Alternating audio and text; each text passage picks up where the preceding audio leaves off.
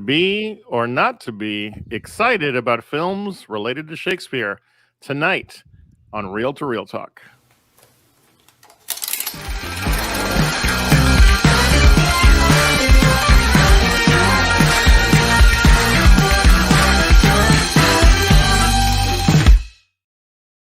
Hey, welcome everybody to this week's episode of Reel to Reel Talk. I am Sergio Barrera, and it's time once again to talk all things movies. Joining me as always is the other Reel to Reel Talker, Paul Britton. And we have back once again, second week in a row, excited to have her here, Kristen Smith. Thank you so much. Welcome to both of you. Thank you for having me again. Again. I'm Absolutely. excited to be here. I'm excited Kristen is here. Yes, indeed. We get to spend some time once again this week talking about things related to cinema. And this week, we are going to focus on Shakespeare. Yeah. With the recent release a few weeks ago of The Tragedy of Macbeth, directed by Joel Cohen, starring Denzel Washington and Frances McDormand. That will be our review this week. But we will be talking about Shakespeare on film. And guys, from the outset, I was thinking about how do we have this discussion, and we didn't do a lot of pre-talk about it because I just kind of wanted to sort of leave it loose and up to let the conversation flow. There's films based on the work of Shakespeare, and then there's what I would call Shakespeare adjacent films, right? So I just say we sort of discuss, and I guess as a starting point, we'll discuss, movies that we like that are based on Shakespeare's work. But before we even get to that, I'm curious, Paul, Kristen, can you recall what was the first film you saw that was based on something by Shakespeare, whether directly or indirectly, so to speak? Sure. I would say for me, the first one that I went out and saw and was like, I'm going to watch this was Henry V, Kenneth Branagh's Henry V. Okay. I'd heard about it and, it saw it in the video stores like, oh, I want to check this one out. And so rented it and just was like, oh my God, this is amazing. And honestly, that's probably not true. Probably would have actually, no, I got to go back. No, not true at all. It would have been West Side Story. That's right. Okay. Yeah. No. Yeah. For sure. Gotcha. What about you, Kristen? The first one I liked was Henry. Okay. It's hard to say because I'm a little bit younger than y'all. So I'm 32. So there are some I probably saw, but just did not know that they were Shakespeare. Okay. Like, for example, 10 Things I Hate About You. Yep. Right. I did not know that's The Taming of the Shrew.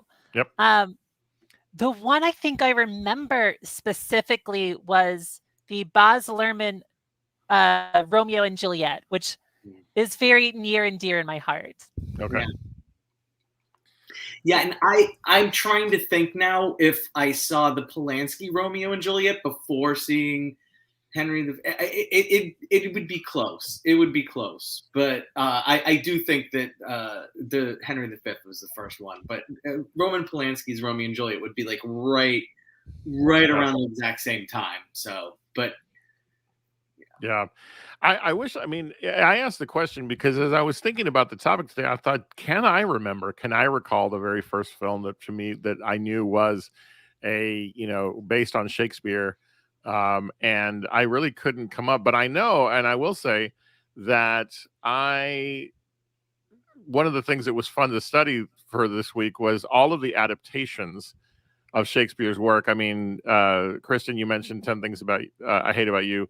There's so many others that were surprises to me that they were based on, one of Shakespeare's works. And so that was sort of the more interesting thing for me. But I do remember seeing West Side Story. I do remember, Kenneth Branagh's, very long version of Hamlet.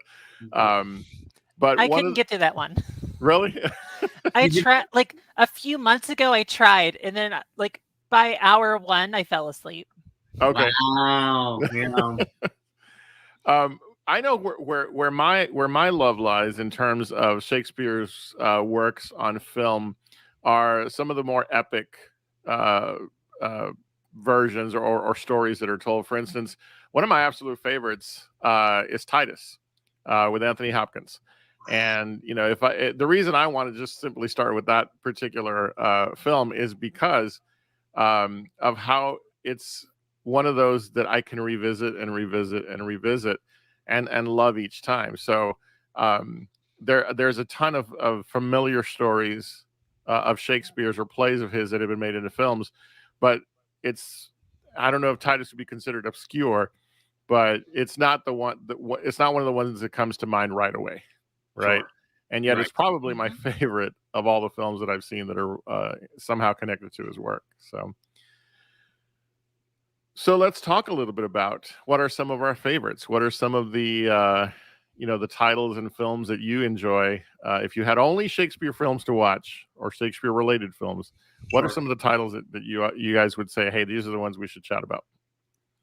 I'll just shoot out, so I mentioned Henry V. That's way high up there. Oh yeah. I would do Richard III with Ian McClellan. Yep. Where it takes place in the time of Nazi Germany, and he's a fascist, and it's just amazing. I'm going with Throne of Blood, Kurosawa, because it's one of the best movies ever made, let alone just a great adaptation of Macbeth. And I mean, Much Ado About Nothing is great. I like that one. Everything after those three it's like, okay, I could go in a lot of different directions, but those are my top three for sure. Gotcha. What about you, Kristen? So Romeo and Juliet, the Baz Luhrmann one. Yeah. Which I like just as not only a 90s time capsule, but just it's so batshit crazy that I just, like, the older I get, the more I just admire that he just went there. And that Paul Rudd hasn't aged. But I do love 10 Things I Hate About You. I do love the original West Side Story.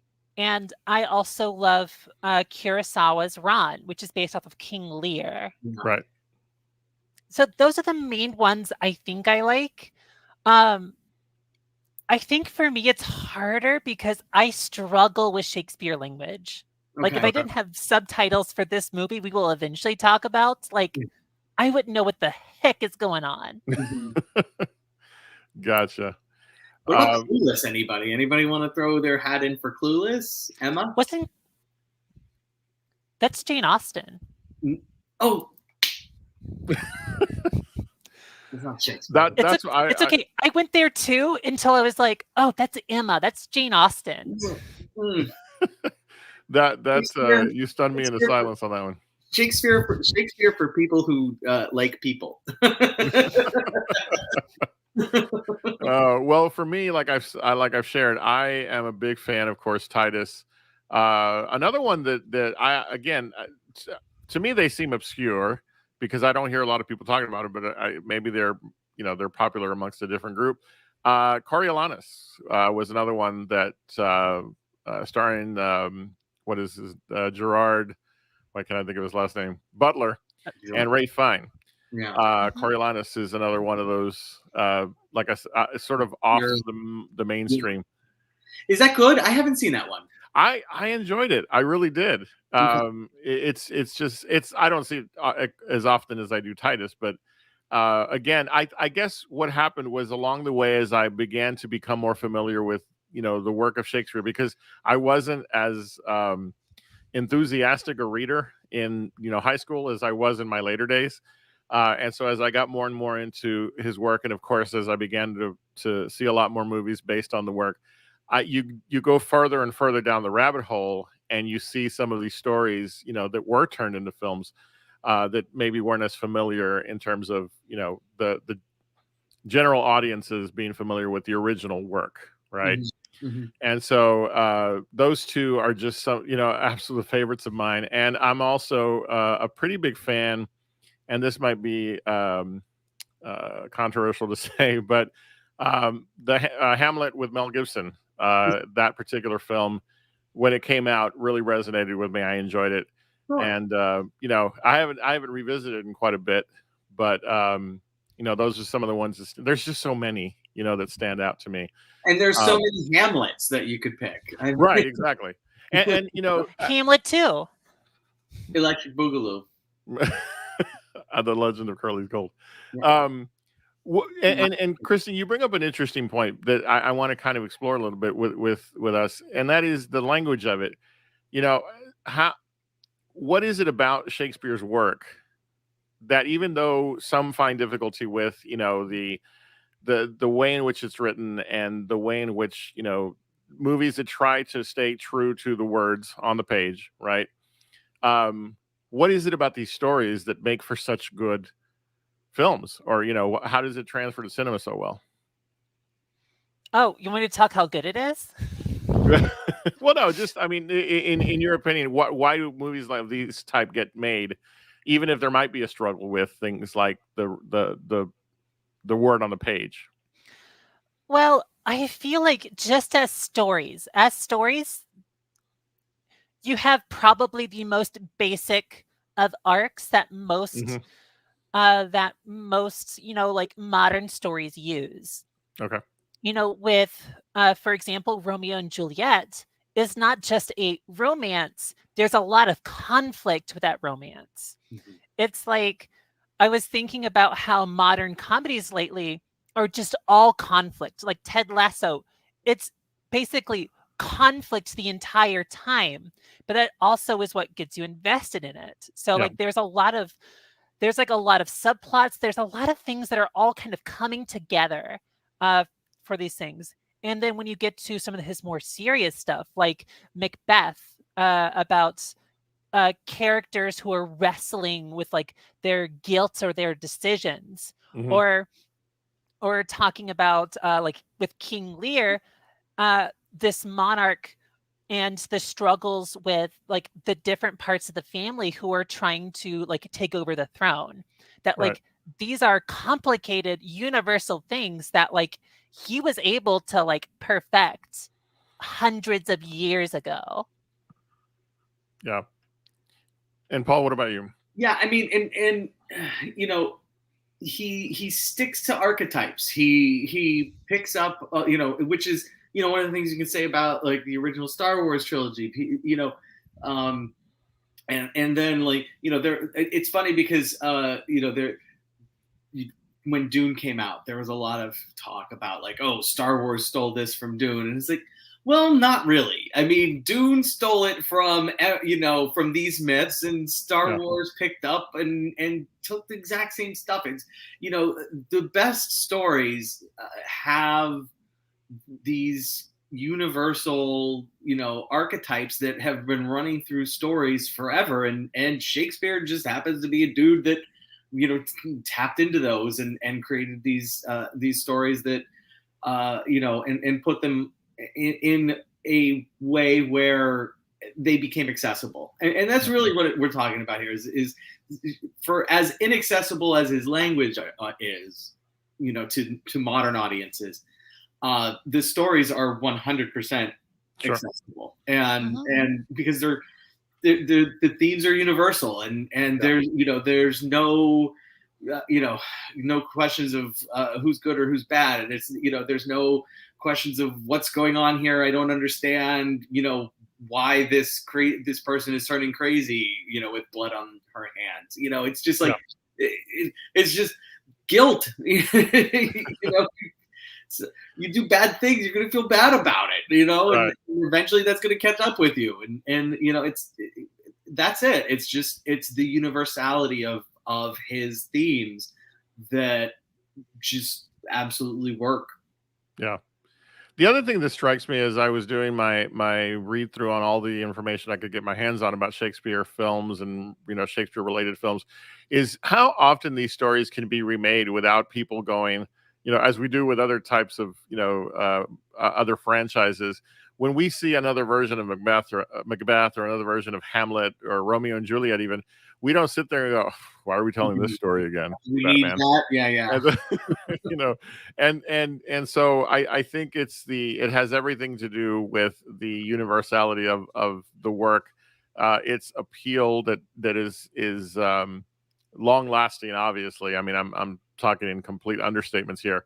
I always find it interesting that when the new version of because I mean, if you ever have a bit of time, go and count how many films have been made based on Romeo and Juliet, how many films have been made based on Hamlet, Macbeth, Richard III, the list goes on. And we don't seem to tire of telling those stories over and over and over on film. And I mean, I'll never get tired of it. So, do we have an oversaturation, do you think? Or is it just generations build their own versions of it? Yeah, I think generations come up with try to come up with different ways to tell the story. People have an affinity for the particular story and are like, you know what, I'm going to have a go at that, and I have something slightly different to say on that. I would say though that I don't think we need another full retelling of Hamlet. I think Kenneth Branagh is like good. We're good. That's the definitive work. Yeah, that's the definitive. Every single line from Hamlet presented on film, we're good. Gotcha. And I'm pretty much the same way. Like, as long as what you're presenting has some sort of vision that is very unique to the work itself. I mean, like, we're going to talk about it later, but Tragedy of Macbeth has a very specific way it's showing its story, which to me is just like, I understand why this is made. Whereas, like, if someone else was like, I'm going to do an entire 4-hour Hamlet again, and I'm just like, again? Why? Yeah. The thing for me is, going across so many different examples of these plays being turned into film in their pure form, and then you get the films that are adaptations of. I don't know why I was stunned and why I couldn't have just thought of this on my own, to find that The Lion King, loosely based on the Hamlet story, right? And yet I would not have sat there and thought, off the top of my head, oh yeah, that's Hamlet. Right.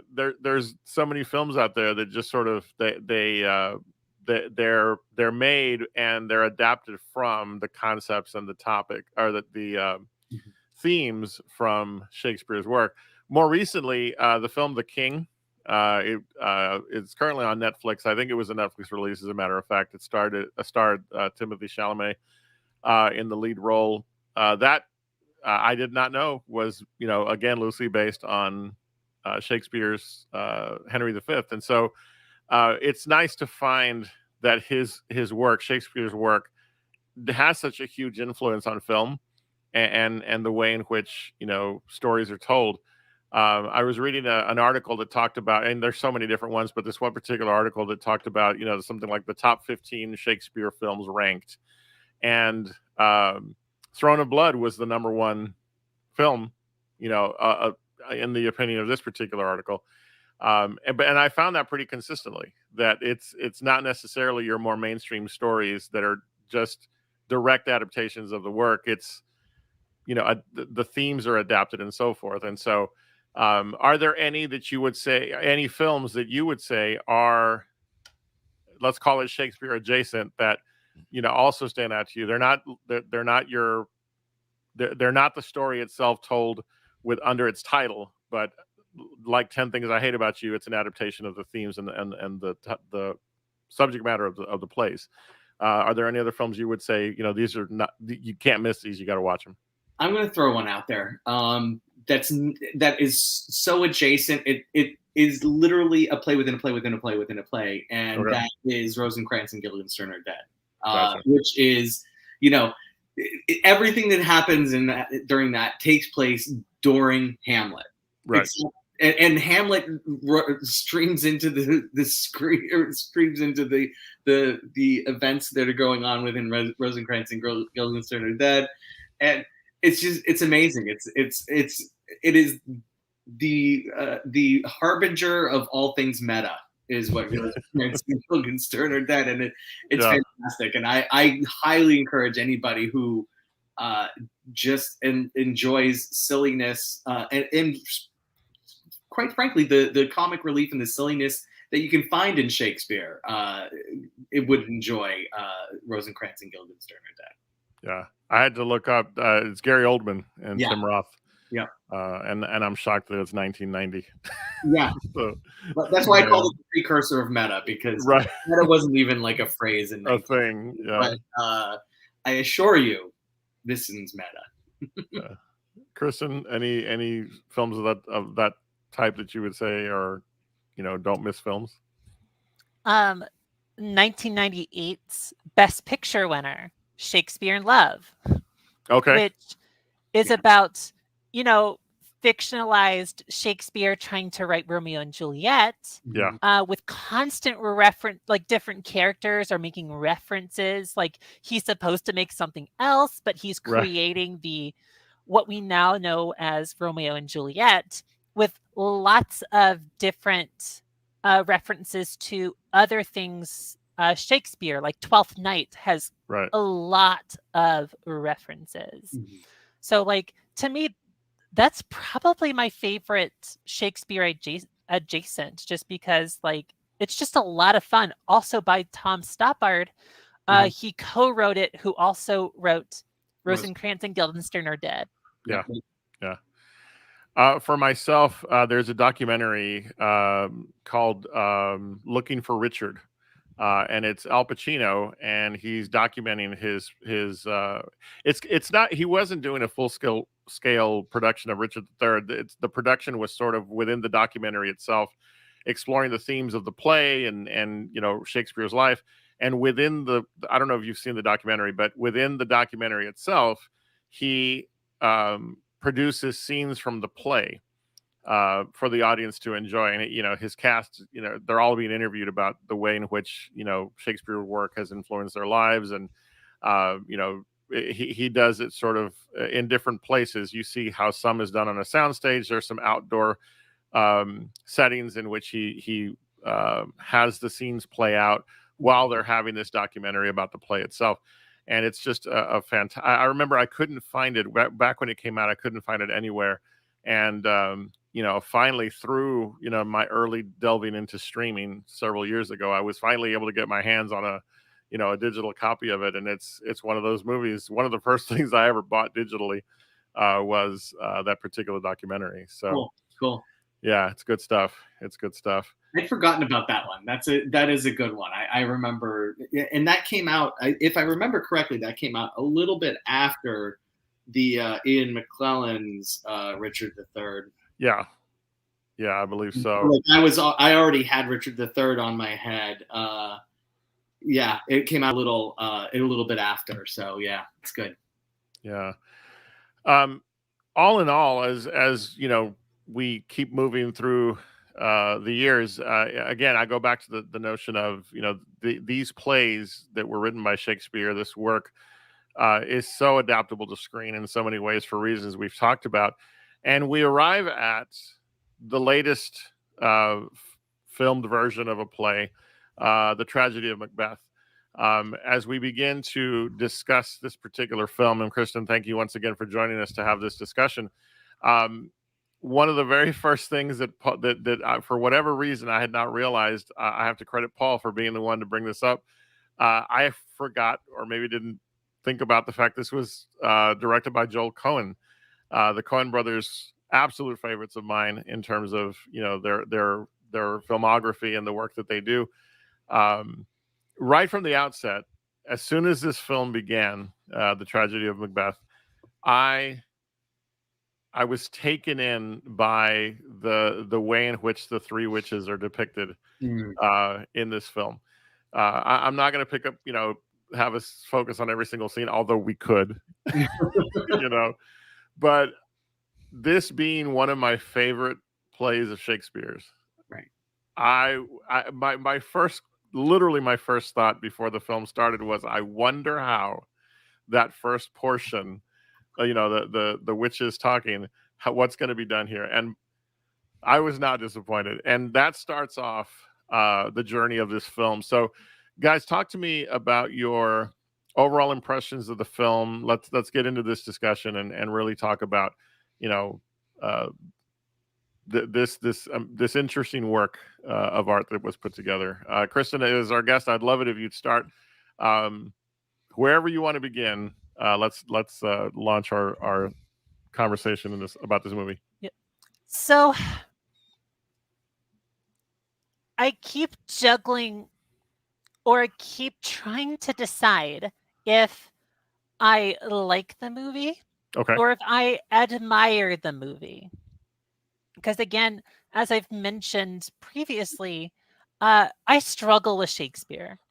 Like, I went into this knowing that, as someone who's just not really good interpreting like poetic language, I'm just like, I'm glad it's on my TV. I can do subtitles. Like, I can pause if I'm like haven't quite processed what they're saying, and kind of like have that time to do it. Like, I processed this movie in chunks, and I split it up into 3 parts, which did help a lot for me. And it looks beautiful. Like, I love the aesthetic of the movie, which is it's very stark, black and white, lots of shadows, like very minimalist. And I do love all the women. I think Frances McDormand and Catherine Hunter, who plays the witches, those are to me the 2 standout performances. Okay. But I have some issues with the movie that we can get into like later, but I'm still just like on this fence of just like, I admire what Joel Cohen is doing here. Mhm. As to whether or not I'm like, would I revisit this? I honestly don't know. As much as I'm just like, this movie is gorgeous. Like, it better win best cinematography. It is gorgeous. It really is. And the part about the presentation that there are 2 points that I want to make. First of all, I found it interesting that this is not a film adaptation of Macbeth. This is a staging of Macbeth. The fact that it happens to be a staging that's presented on film is merely a side note to the fact that there's absolutely nothing that happens on screen that's like, this needed to be on a film. Like, you could have actually absolutely rented out a really nice theater and put together some really nice stages and presented exactly this staging exactly, almost Right. exactly. The Weird Sisters would have been a little tough, but that would have been really the only thing. The other thing that I found really interesting was the way that it was framed, because it's one thing to go with a 4:3 aspect ratio. It's another thing to go with a 4:3 aspect ratio with the corners rounded off. So basically, it's like you're watching this on a television screen, like, and not just any television screen, a television screen from like 1965 or something. This was the wonderful thing about the Coens is they like to pay homage to other past styles, and usually not very subtly. For example, the Big Lebowski just basically being a Bogart noir movie, with a stoner. That's the type of thing that they do, and that's the type of thing that they do really, really well. Screwball comedies with intolerable cruelty. It's just a straight up screwball comedy, straight out of 1930, whatever, where it's super rich people that you will never be able to relate to having love issues. And it's like, that's go watch any screwball comedy from the 30s and 40s, and that's exactly what it is. And here we have the Joel Cohen, it feels like, wanted to say, I, as a kid, used to catch on PBS, these presentations, these Shakespearean presentations on Masterpiece Theater or something, and I want to do one of those. And I don't know that he felt like my impression is that he didn't feel like he could do that, one, in color, capture everything you want to do. And two, without having the little rounded edges, because there's no reason for it. Like there's just no reason. There's no practical reason to have the corners rounded, unless you want people to feel like they're watching a television from 1967. Like it's just, there's no reason for it. Go ahead, Kristen. I'm sorry. I mean, I understood 4:3 because it really has you focus on actors' faces. Sure. Which is, I think, it's like the classic thing I was once told that like 4:3 is better for actors because it focuses more on like what's in the frame than maybe what's entirely like all around and stuff. Mm-hmm. I didn't notice the round edges. Yeah. The edges were round. The corners are rounded. The corners are rounded. It's insane. I didn't notice that. Wow. Yeah, absolutely. Put it back on. You will look at the corners. The corners are rounded. And the extra interesting thing about that is that, and I agree with you where the 4:3, it puts the focus on the actors, but because it basically is a staged, it's a staging of Macbeth. Like stages aren't 4:3, stages are very big, but it's like, no, it really feels like a Masterpiece Theater presentation. And I mean, they are so dedicated to the language too. I mean, they really like hit the marks with the language, and and that's just something that you would expect to see with Masterpiece Theater. It's just an absolutely fascinating presentation, in the way it's presented. And as a result, it's really beautiful and unique, like Kristen mentioned. Yeah, no, I agree. And one of the things that I know that I want to get your thoughts on, because again, without this cast, I mean, does this presentation work as well as it does, without him? I love the minimalist sets. I love the way in which it's filmed. There's angles being used, sharp. There was one particular scene that takes place in the hallway right outside the king's chambers. Yeah. And there's just this very interesting use of line and shadow to create the space that Macbeth stands in. Stuff like that was for me fascinating. But let's talk about the cast and the work that they did, beginning with both Frances McDormand and Denzel Washington in the lead role of Macbeth. For myself, when I first heard that this movie was going to be released, I found the casting of Denzel Washington to be very, very fascinating for me, because I have seen his range across so many films that he's done, and I thought, what a wonderful casting. And now let's see what he does and how he presents this character. There was a subtlety to how he presented this character, and I don't even want to say that it was menace, but there was sort of this underlying menace that wasn't overt. One of his strongest performances to date, I think, especially in a setting that we're not used to seeing him in this kind of work, and matched, toe to toe, step by step with Frances McDormand as Lady Macbeth, who I thought was a perfect casting to begin with. So talk a little bit, guys, about the casting, where their performances have stood out to you. Of course, talk about the leads and however you wish, but just talk a little bit about the cast and the work that impacted you from this film. Yeah, I'll start with commenting on their age, quite frankly, because Macbeth, yes, the Macbeths are without child, but that's not because they're past the age of being able to have children, which, it's acknowledged in the movie, as much as they don't have children. And it's clearly obvious that they're beyond the age where they would be able to. Whereas in the play, it's just they haven't been able to yet, and that's a huge stress on them, and it's a huge plot point. Whereas here is like they're never going to be able to have kids, and so it actually takes away one of the sort of the dramatic pulls, as far as who's gonna Banquo's kids are gonna eventually be the kings, and it's like in the play it's like, oh my goodness, but Macbeth can have kids, and whereas here it's kind of like, well, what's that going to do for my legacy? So the focus is really much more on Macbeth and his legacy because of that.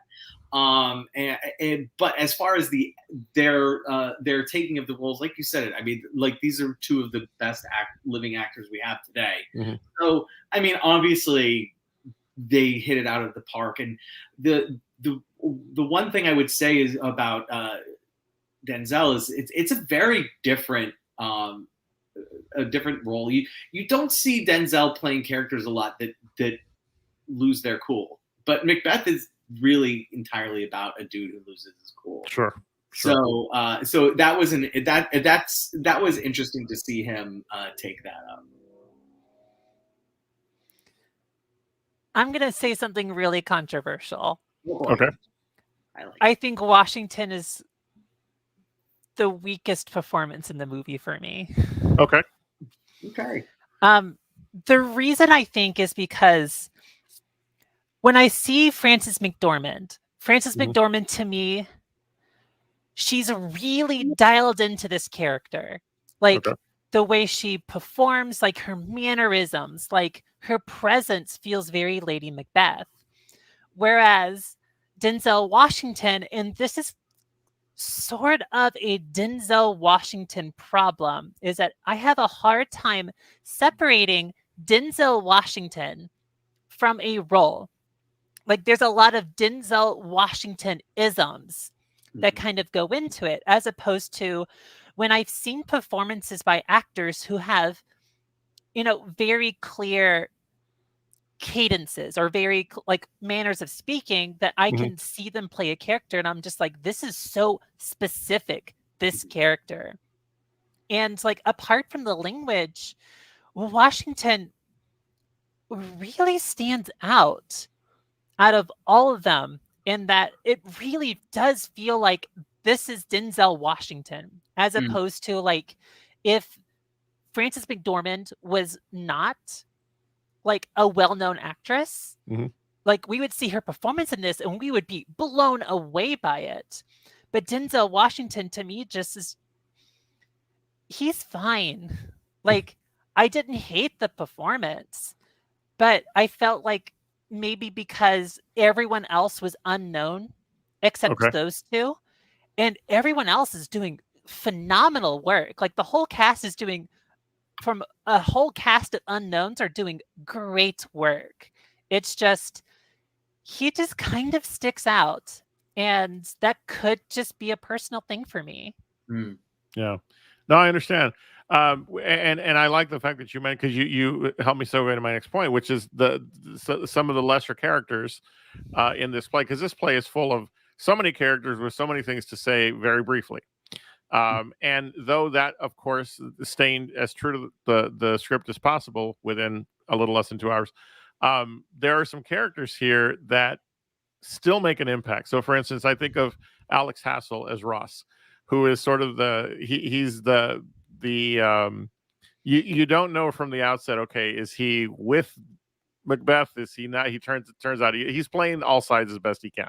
The actor Alex Hassell, I don't recognize him right off the bat from anything that I've seen, but I'm curious to know what he's done, because his acting was so fantastic. Dudley Dursley makes an appearance. Harry Melling as Malcolm. Very, very few lines, but very, obviously critical to the story. But it was just good work that he did with his very small role.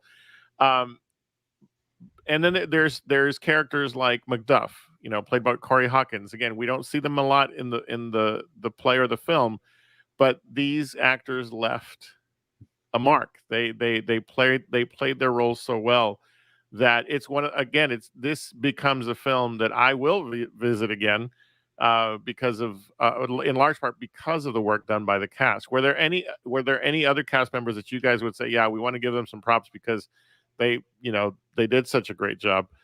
Because I think this film, the strength of this film rests on the fact that everyone really did a pretty solid job with these roles. And the film never felt like it lulled. It just moved from piece to piece, and I was captivated by a lot of these characters and was just waiting for them to be back on screen again.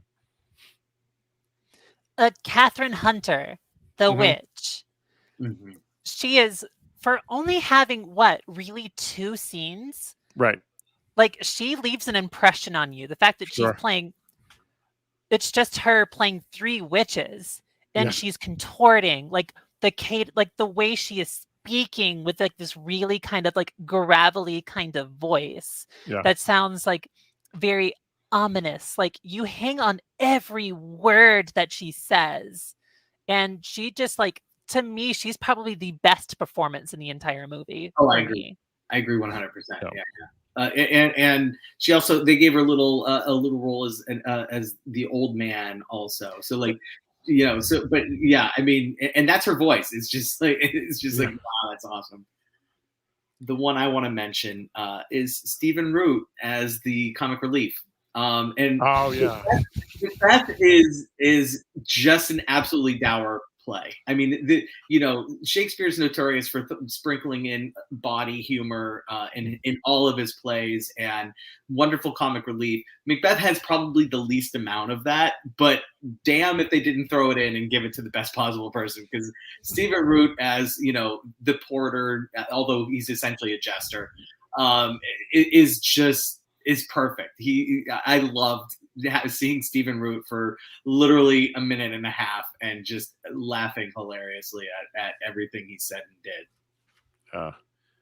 Most definitely a highlight of the film. As we move towards our ratings of this film, Kristen, any other thoughts or things you'd like to discuss as talking points around this film? Let me consult my notes. Okay. Paul, do you want to go first while I double check? Sure, I'll go first. Look, I love Macbeth. Macbeth is my favorite Shakespearean play, and it's not even particularly close. My floor for Macbeth movies is really, really high. Just from the outset, you have to really mess up for me to not enjoy your whatever take on Macbeth you're about to do. So with that in mind, I'm going with 4 tacos plus guac. And honestly, Catherine Hunter gets the guac. I'm giving the guac to Catherine Hunter because her portrayal of the Weird Sisters is just chef's kiss. It's amazing. The movie is literally worth watching just to see Catherine Hunter as the Weird Sisters. And you get to right from the outset. Yeah. All right, and Kristen, we'll come back to you for your thoughts. No, I meant to turn it over to you at this point. Sorry.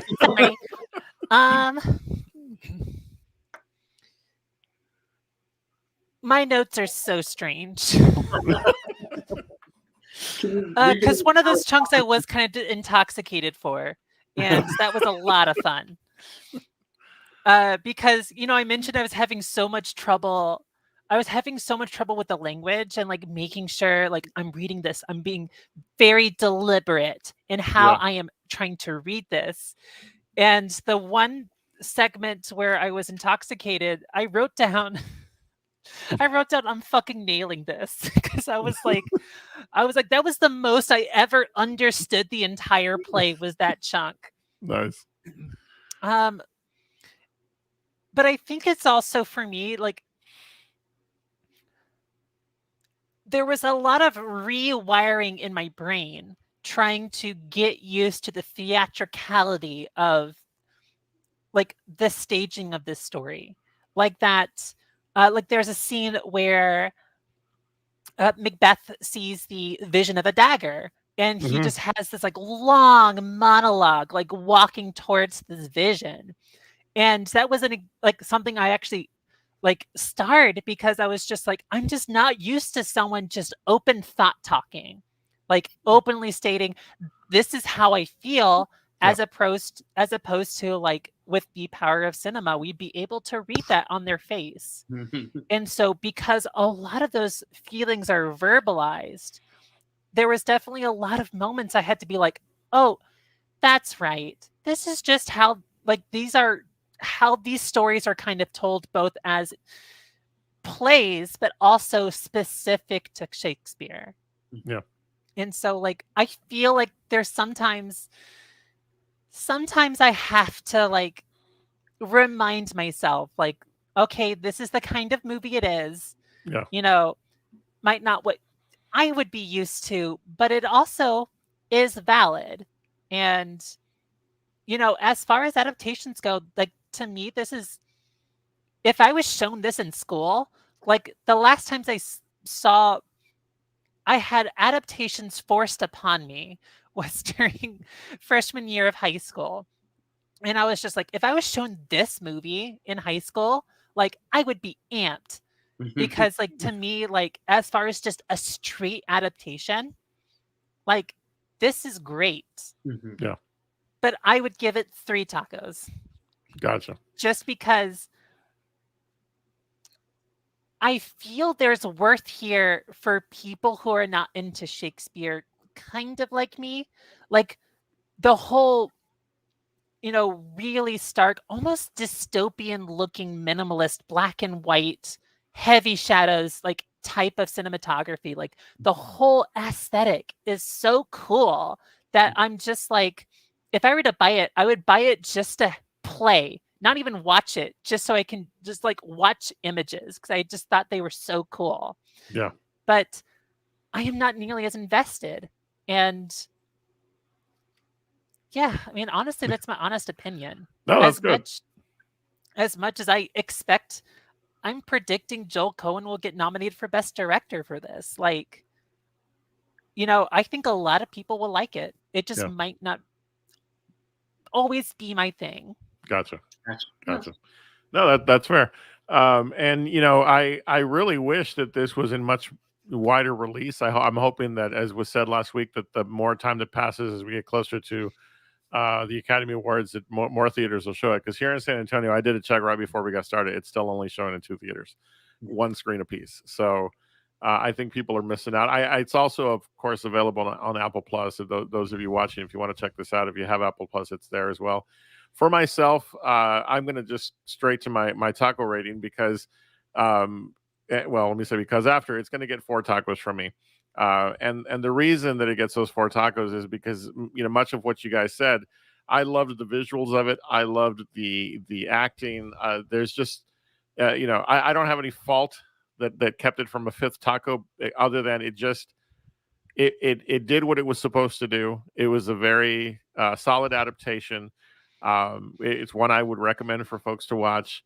And I believe that 4 really good carnitas tacos with good guac already on them. No, I know, but already on them, not extra guac. And so, but yeah, no, I hope people get to see this film, and if there are award nominations that come from it, which there should be, I hope that encourages people to see it, because it really is. It goes right in that library of great Shakespeare-based films that people should visit and revisit, because I do plan to see it again here pretty soon, myself personally. So that is our review of The Tragedy of Macbeth. We encourage you to check it out and form your own opinions, and then let us know what you think. In fact, you can do so by visiting our Facebook page. Make sure you go over to Real Talk. Just look up the title of the show, and you will see our page there. You can catch past episodes and such, and communicate with us there. Let us know what your thoughts are. Also, please stop by Instagram at Real Talk, where you can see all of our show posters from every single episode from I don't know how far back, in case you want to check out other episodes and find out what we've been talking about in the past.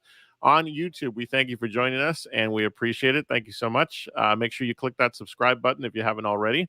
And also click that little notification bell so that you know when our episodes post, because as we are live week to week, They do eventually post an archive so you can catch them in case you missed it live. So we thank you so much for all your support on our social media. It is time now for one of my favorite segments of the week, and that is What the Hell Did I Just Watch? Paul, I'll turn it over to you. Thank you. While we were doing the discussion on Shakespeare, I realized I should have gone and looked for a weird Shakespeare adaptation. I was hoping you had. Yeah, and I realized I dropped the ball, but that's okay. Instead, what I did was I went into my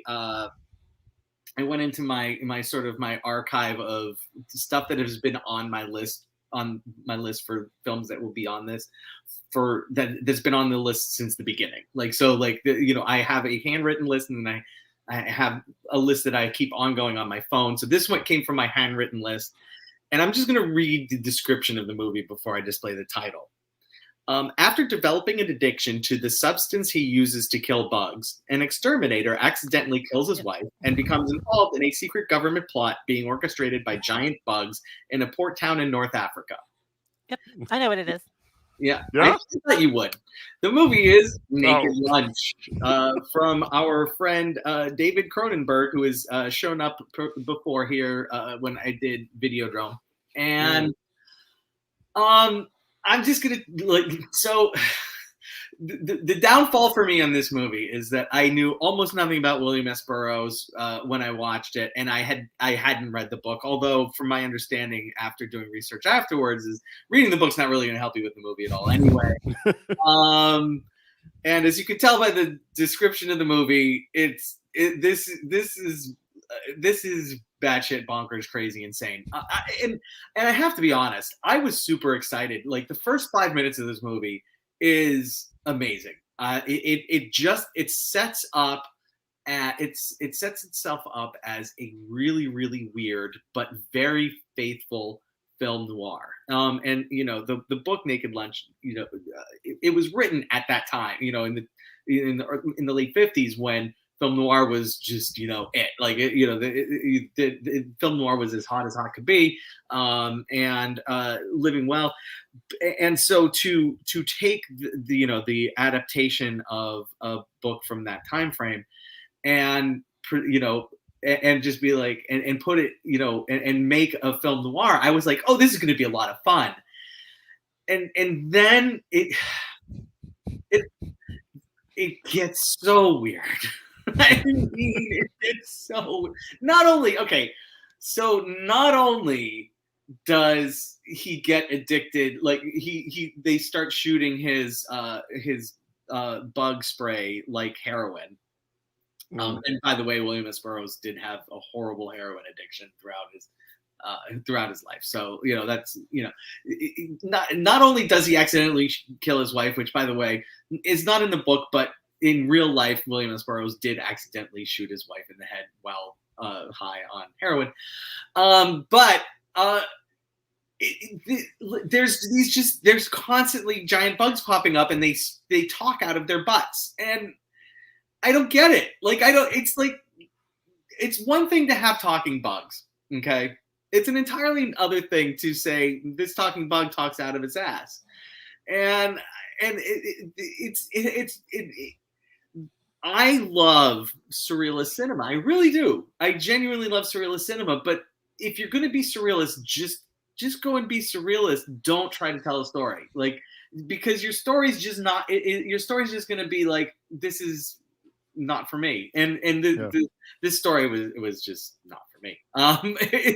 But it's fun. I mean, there are aspects of it that are fun. I would have much rather have had a really classic noir with weird laced in, rather than just here's weird all up in your face. And because I'm David Cronenberg, I have to create weird masks with people's faces all contorted and stuff, because that's what I do, and that's what this ends up becoming. And people use and bugs turn into typewriters, and so they people typing on bugs, and it's just I'm glad I got to watch a movie with RoboCop again. I don't know,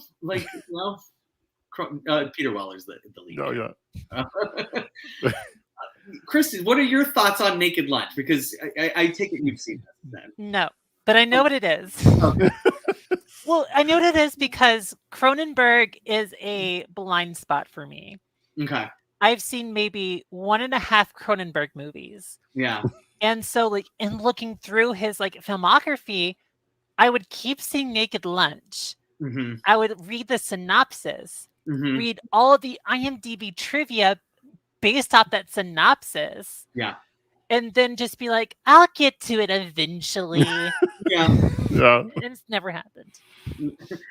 Yeah. I wouldn't say don't, but I love the first 5 minutes is it actually it's even more than that. Like the first 15 minutes or so, it sets up as this wonderful weird film noir, and then it just leans way too heavy into the bugs. And that's really what like if it had just been bugs pop up just weird things happen. If it had been a noir laced with weird, I think that would have been great.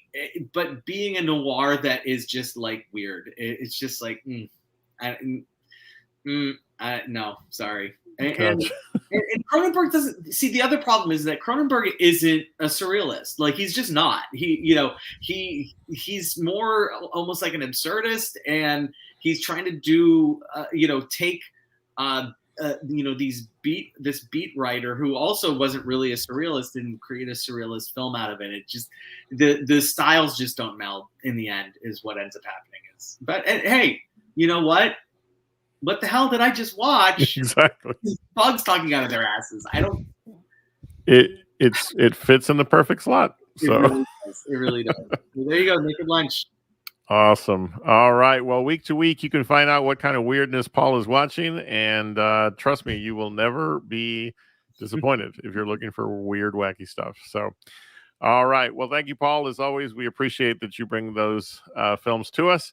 I'm going to announce tonight creation of a new segment that I'm going to start next week that I'm very excited about, because when this show first began, way, way, way back, my intent for it had been to talk not only about movies, but also on occasion shows, series and such, television shows, that kind of stuff. So what I think I'm going to do, and we'll see how this goes, I don't even know what I'm going to call it yet, but basically what I'm going to do is I'm going to review episode 1s of various shows, some of which I have not yet seen, but think perhaps I want to. And I'm just going to check out a bunch of first episodes and see what I think and share, and if I recommend or don't. Because I can tell a lot about a show within that first episode. And again, that'll probably generate debate along the way. So I'm open to that as well. So I'll come up with some kind of catchy title by next week. But I think we're going to bring a little bit of television into Reel to Reel Talk, and more to come on that. Kristen, it's always a pleasure having you here. I'm very excited that we got to have you back so quickly. So I hope that in the near future, you can visit us once again. Thank you so much for having me. We absolutely enjoy it. Paul, it's always fun to discuss films with you. And I have to ask you, I think you had a real quick review for us this week. Yeah. Or did you? Super duper real quick. I'm not even going to type anything up. Hotel Transylvania, Transformania. Don't. Like, even if you like the first 3, which I genuinely liked the first 3, this one was. And for future reference to anybody who makes movies, if you have a trilogy and you feel the absolute need to make a 4th one, don't undo everything that happened in like the first one and bring us all back to square one of, oh no, this is a problem again, even though it wasn't a problem in the last 2 films. So don't do that. You don't need to, we're past episode 1 already. So yeah. Gotcha. Yeah, I was wondering because I knew you'd mentioned you were gonna watch it. So, Kristen, Paul is our resident animated film expert, I would say. So, if I've seen many of the ones I've seen here recently because of stuff he's talked about. Otherwise, that's not generally my first choice. So, yeah, animated films are also another blind spot. So, I have not seen any Hotel Transylvania. You're okay. They're cute. They're funny. They're very effective in what they do. The 4th one is not. Gotcha. All right. Well, if you ever need suggestions, Kristen, you know who to talk to because Paul will get you set up. So Awesome. All right. Well, again, it's always fun talking to films and movies and stuff here on Real to Real Talk. But more importantly, it's always great that you guys stop by and watch the show. So we thank you so much. A quick reminder on YouTube, don't forget to click the subscribe button and also click on the notification bell so you know when our episodes land week to week.